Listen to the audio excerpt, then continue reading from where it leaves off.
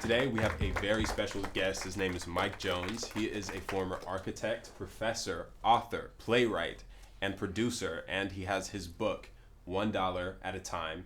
All that, he still makes time to teach at elementary school. What a privilege to be taught by such greatness. Yeah, so I have a quick question. I know some people in the audience might be wondering, but just for anybody who hasn't seen it yet, What is Never Again about? Well, Never Again, like I said, it's a timeline of history where a grandmother explains the mental conditioning of slavery to her grandson. Oh. And it opens where a little boy he's 12 years old, and grandmother is explaining it to him. And as she's cooking, and she's like, "Oh, let me sit you down and let me talk to you about something." Because he's like, "Grandma, I heard this stuff about slavery at school, and I kill all them white folks told me to pick some dang cotton. Them slaves are stupid." And she's like, "Baby, sit you down. Let me tell you about how it was back then." So she's explaining this timeline. He's 12 years old, so he doesn't want to hear anything about this history. Yeah, I can hear that. And it's so beautiful, the story from slavery through Negro Baseball League to Vietnam. We have some scenes in there that people today didn't even know much about. And it's so, the knowledge, the history is so valuable because in a lot of areas, we were not taught history. And we do know that if you're not taught history, it will repeat itself. So we need to know who we are and love ourselves and love what God made us, because our power lies in knowing who we are as African people from the early time into now. So like I said, it's a timeline of history. It's for us to come together and celebrate and enjoy about who we are and what God made us. So I'm so excited about how we did it. We filmed it. Too. Like I said, it took 2 years to film. We filmed it from 2020 to 2022 during COVID. Okay. Yeah. That explains it. Oh, yeah. We was outside on the plantation, and actors, we had to film on Saturdays. So they had to stick a swab up their nose every Thursday and Friday to make sure they were negative status so we can get out there. Wow, these actors put together a message. It's so beautiful. The music, the storyline, and we've done movie viewings a lot, and we have 5-star ratings. People love it. It's incredible how this movie is moving.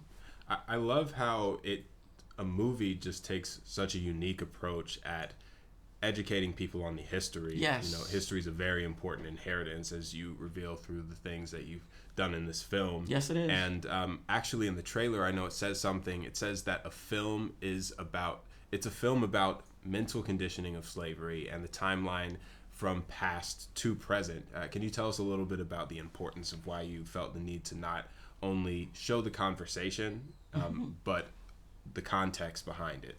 Well, it's important for us to get the visuals. Okay. We can talk about it, we can read about it, because like I said, I wrote my book, $1 at a Time, which is, how the movie came about. But it's important for us to see the messages and own the messages.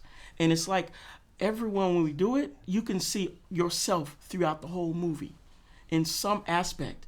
We have college scene where we deal with light skin, dark skin, long hair, short hair, crab in a barrel mentality, and all those things that we need to understand how they came about. Once you can understand how you've been conditioned, you can break the form of conditioning. And once you can break that conditioning, you can come together and love one another the way God wants us to. So it's important for us to see the visuals and understand how conditioning can dictate how you react to other people today. That is a very powerful statement. I love when people direct with a keen understanding about perception and the effect that it has on people. So just for anybody that might not know, what should we be looking forward to if we haven't seen Never Again yet, that we should be prepared to pay attention to when we're looking at the film? Well, like I said, be prepared to learn and to know more about history. Okay. Because a lot of states are getting rid of history.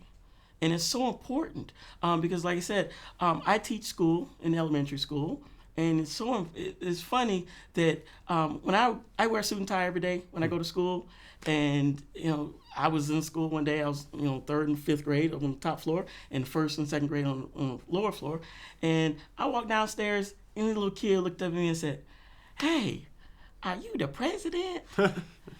It's so important how we need to retrain ourselves, because he thought I was Barack Obama. at the time. And it's so important how our history is who we are today.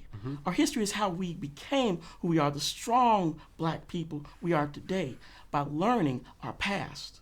We can't ignore our past. And a lot of schools are getting rid of past, getting rid of history, getting rid of slavery, and not letting us teach it and embrace it. But it's up to us, our grandmothers and mothers and keepers of our history, to pass it on. That's good. And speaking of history, I know that this wasn't just the film done by itself, but this actually came from a play that you've written. Yes. This, like I said, I did the book in 2000, and I published the book, and went on a book tour from 2000, 2001, and someone came up and said, you know what, I like your book, but have you ever thought about writing a play? Because black folks don't read. I didn't want to hear that. I really didn't.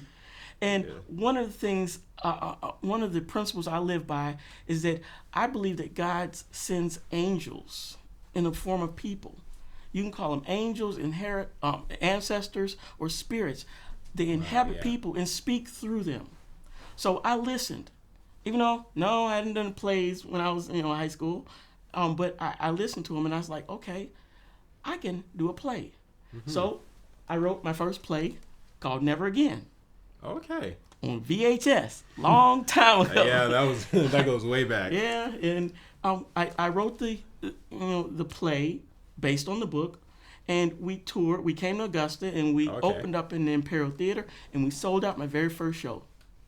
850 people. I was like, wow. Dang. Very first show. Never doing theater before. That's a good turnout. Yes, that was incredible. So we toured from 2002 to 2004. DVDs came out into the world. So Never Again was a stage play way back when. And after that, I did my second play called 40 Acres, Who Stole the Mule, which was based on a family finally getting 40 acres and a mule, and they're fighting over the mule. Everyone's trying to sell it, steal it, and you see how material things can break up a family, and the grandmother's trying to keep her family together. So this play toured from 2006 to 2009. We did many Georgia, South Carolina, and Alabama cities. And then I wrote my third play called When God Calls, Will You Answer?, which is based on finding your calling in life. Because throughout all this, from 2000 until now, I found my calling in life, which is being able to write, produce, and direct a stage play and tour it from start to finish. Okay. So that's how When God Calls, we toured from 2011 into 2018. Then I was getting ready to do my next play called There's a Blessing in Your Pressing in 2020, and you know what happened. COVID. Yeah, the world kind of took a little detour. So everything locked down. So someone, another angel came to me and started speaking about, you know what? Now we're in a Black History Me Too movement in America. With all the social unrest, you need to put Never Again back. Definitely, yeah. And I was like, well, it was VHS a long time ago, so we need to, redo it. So I was going to get a theater with no audience, film it, and someone was like, you know what? Why are you going to put trees and grass on stage? We got trees and grass in the backyard. Bringing for the free. world to them. So I'm like, okay, let's go outside. Give my $2,000 back from the deposit for the theater. We're going to do it outside. Oh, okay. So we went outside and we started filming, and I'm like, this is a movie. So long One and step short, after the other. Yeah, so Never Again was created, like I said, from an angel speaking to me, talking about now we're in a Black History Me Too movement and we need to bring Never Again back. That's crazy. And I listened and I brought it back, and now we're touring with it with movie viewings, and it's incredible. Oh, wow, I love it. All right, guys, so you heard a lot about the history and the background behind his production, Never Again, but I don't think Mr. Jones is done just yet. Do you mind telling us a little bit about that? I'm so excited about this next production. We are taking 40 Acres, Who Stole the Mule into a series. We have 6 episodes ready to start filming.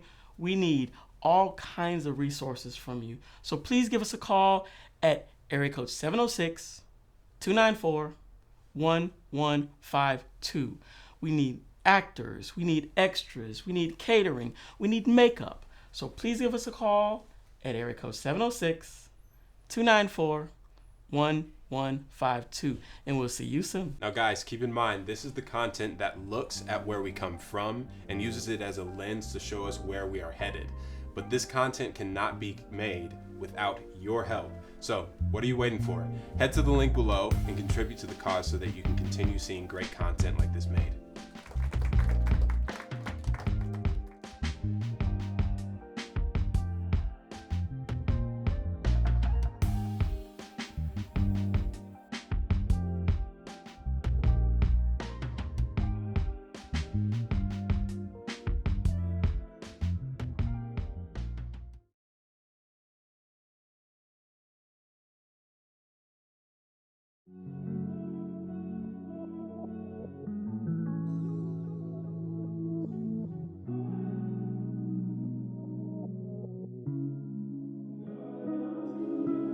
Open my eyes, I'm shouting out to the sky today. Positive actions lead to positive outcomes, eh?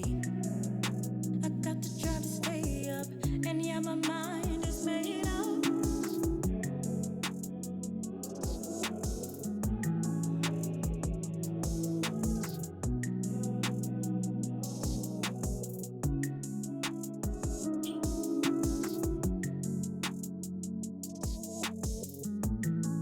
Davis Appliance and Furniture, a piece of home.